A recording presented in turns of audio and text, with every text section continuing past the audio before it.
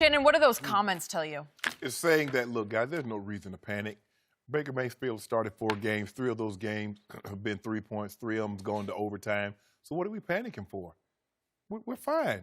I mean, we scored 40 points, we lose. We scored 23, they kick a field goal, we lose.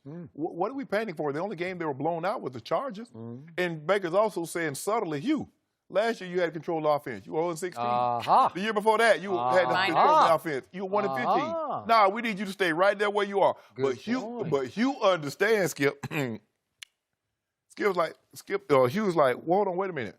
If I need to have some because I believe it's going to take somewhere between 8 and 9 games for you to keep this job. Yep. And Hugh said, like, you know what, if I'm going to go down, let me go down, with my hands on the wheel. Yep. And not somebody else controlling my own destiny. But I agree with Baker. What are we panicking for after the last second field goal? Because we got the ball first in overtime.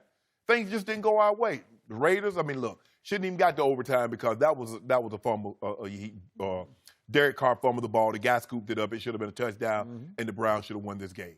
So I agree with Baker Mayfield. I don't agree with Baker very often, but in this situation, I do. There's no reason to panic. They're not getting blown out. The games are close.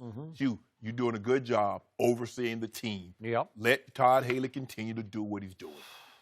Do you realize what a powerful statement you just said and Baker just said between the lines of what he was saying?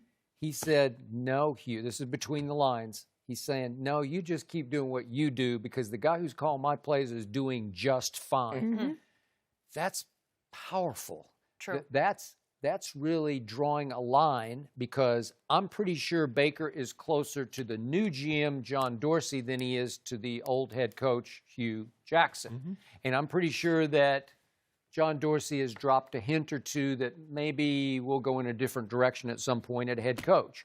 And I think that's coming. And I think Hugh is flailing and fighting, and I've always supported Hugh, but I didn't love the way he, in my view, mishandled the quarterback competition during training camp that was for all to view on Hard Knocks.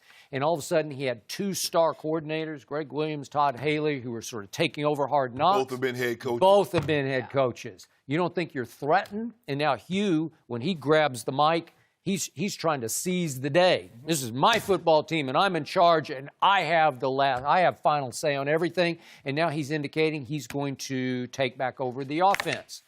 I don't think it would be a good idea for the reasons you just said. Although Hugh's had stints as a coordinator in Cincinnati and at USC, where he was really good at it. Oakland, yeah. I mean, he was the head coach for a while. But here's the thing, though, Skip. What Baker's saying is be patient. Baker has that luxury. Baker has a fully guaranteed contract. We know he's going to be there for at least 4 years. They're probably going to pick up his option.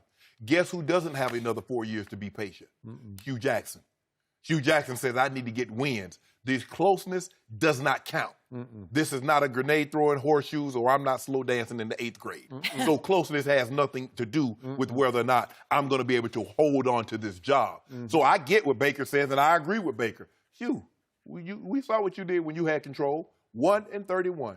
Let Todd Haley keep this thing. But Hugh is saying, Baker, I can't be patient. My boss wants to see wins. He wants to see we moved up to get you. We got talent around you. Defense is playing.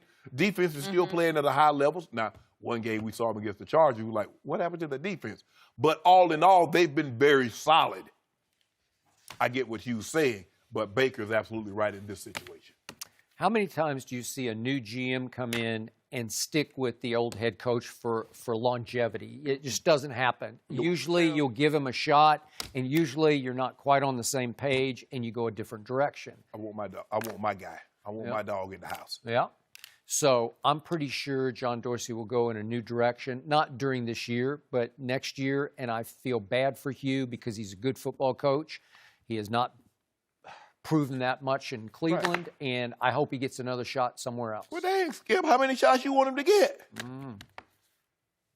You know what? I think he's the classic. He's a better coordinator than a head coach. You took the words right out of my mouth. Some guys are like that. Wade was head coach at Buffalo. He was head coach in Denver. He was head coach in Dallas. I don't think he was head coach in San Diego, but he was head coach at a lot of different places. He was. But he's a better defensive coordinator. And maybe that's the same case with Norv Turner. Maybe Norv Turner is just a better OC than he is HC. No doubt. And that's okay. And that is also the case with the current Dallas Cowboy head coach, the 8-8, 8-8, 8-8 Jason Garrett. So. Yeah. But when your dad on the team, you Yeah. get to be whatever you want to be. Quotes around Yeah, Dad, yeah. but I he mean, is. Jason Garrett Jones. No, he is. No, he is another son. Yeah. To a fault.